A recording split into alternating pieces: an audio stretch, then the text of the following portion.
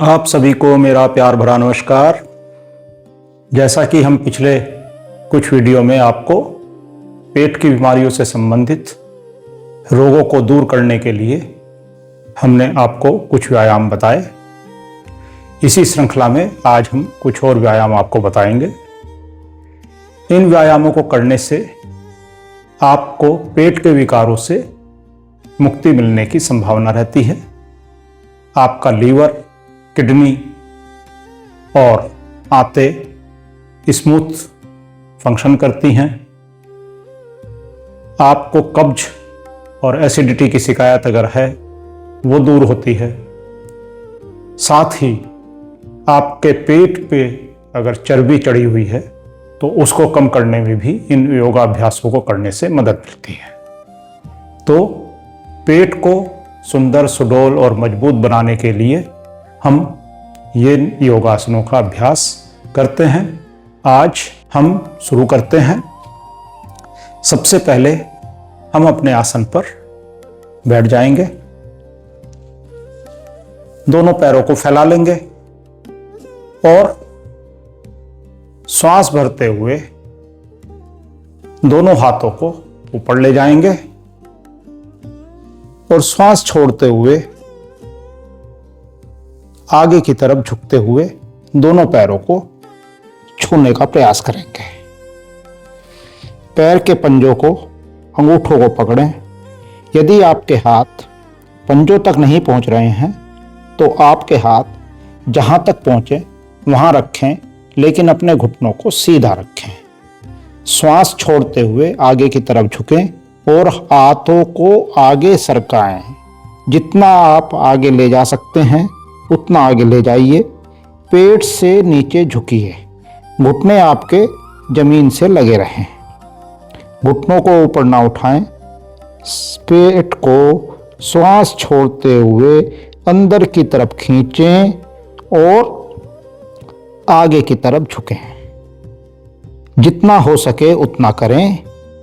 अपनी सामर्थ्य के अनुसार अपना 100% दें। पूर्ण प्रयास करें और इस अवस्था में कुछ देर रुकें। हाथों को आगे ले जा सकते हैं तो ले जाएं। पंजों को पकड़ सकते हैं तो बहुत अच्छा।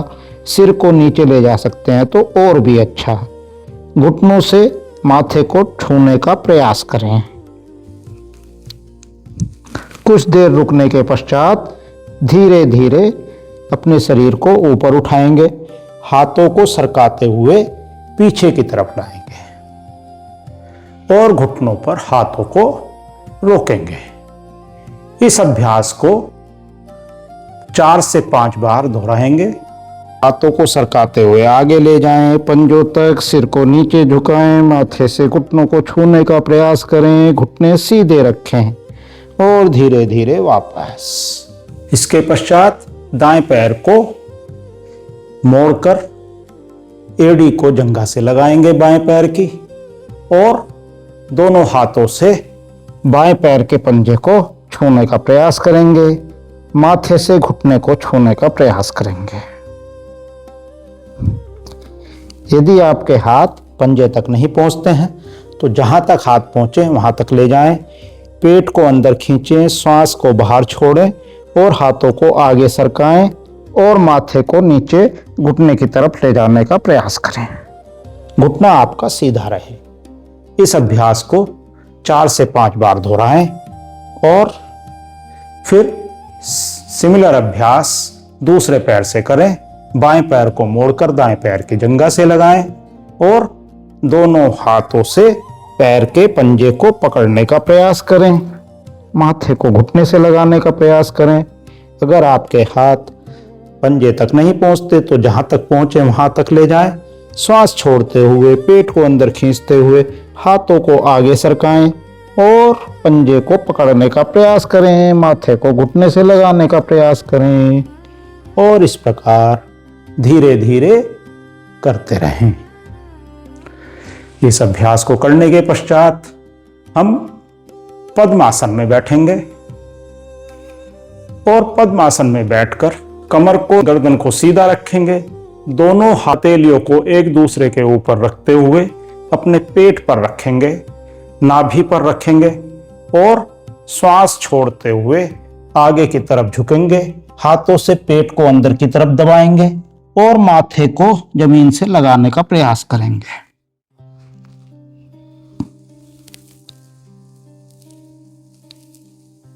जितनी देर हो सके उतनी देर इस अवस्था में रुके और फिर श्वास लेते हुए धीरे धीरे ऊपर आ जाएं।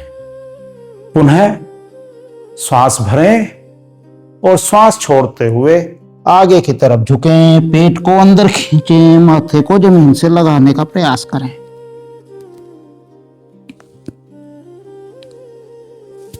और फिर धीरे धीरे ऊपर उठें। इस अभ्यास को भी 4 बार कम से कम करें। पुनः पद्मासन में बैठते हुए, यदि आपसे पद्मासन नहीं लग रहा है तो अर्ध पद्मासन में बैठ सकते हैं। अर्ध पद्मासन में बायां पैर नीचे रखेंगे और दाएं पैर को उसके ऊपर रखते हैं। यदि आप अर्ध पद्मासन में भी नहीं बैठ सकते हैं तो सुखासन में बैठकर इस अभ्यास को करें। दोनों हाथों को पेट पर लगाएं, श्वास भरें और श्वास छोड़ते हुए आगे झुकें और माथे से जमीन को छूने का प्रयास करें। नितंब आपके जमीन पर लगे रहें और धीरे धीरे ऊपर उठ जाएं।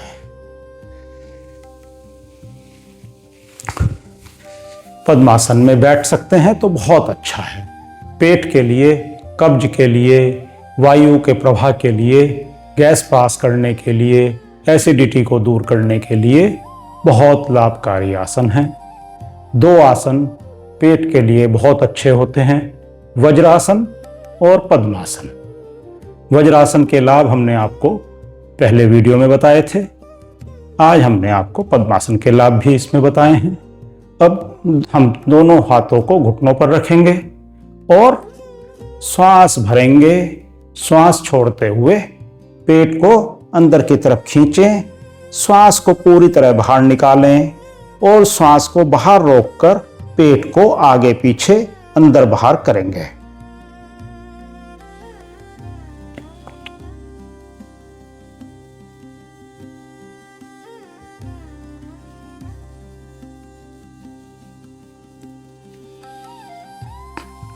अग्निसार क्रिया इसको कहते हैं। पेट को अंदर बाहर करने से आपके पेट में जो अंग हैं, लीवर, गुर्दे और आंत, उनकी पर्याप्त रूप से सफाई होती है और आपका पेट सुंदर सुडौल बनता है। आपकी नाभि चक्र उत्तेजित होता है और नाभि चक्र को सक्रिय करके हम पेट की बीमारियों को पर्याप्त सीमा तक दूर कर सकते हैं। नाभि चक्र अर्थात मणिपुर चक्र हमारे शरीर का सबसे महत्वपूर्ण अंग है। यदि हमारा मणिपुर चक्र एक्टिव है, सक्रिय है, तो हमारा शरीर स्वस्थ है, हमारी पाचन शक्ति मजबूत है, हमारी पोषण क्रिया मजबूत है, हमारे शरीर में एसिडिटी, कब्ज आदि बीमारियां नहीं होती हैं यदि हम नाभि चक्र को सक्रिय रखते हैं। तो नाभि चक्र का प्रसार और इसको सक्रिय रखना बहुत आवश्यक है। तो हम इन अभ्यासों को करके अपने नाभि चक्र को सक्रिय रख सकते हैं। नाभि चक्र को सक्रिय रखने के लिए हम कुछ और अभ्यास आपको अगली कड़ी में बताएंगे। आशा है आपको हमारे वीडियोज पसंद आ रहे हैं और आप इन अभ्यासों को लगातार कर रहे हैं। ऐसा करने से आपका शरीर स्वस्थ होगा, ऐसा हमें पूर्ण विश्वास है। यदि आपको कोई प्रश्न है तो आप हमको कमेंट सेक्शन में लिखकर पूछ सकते हैं।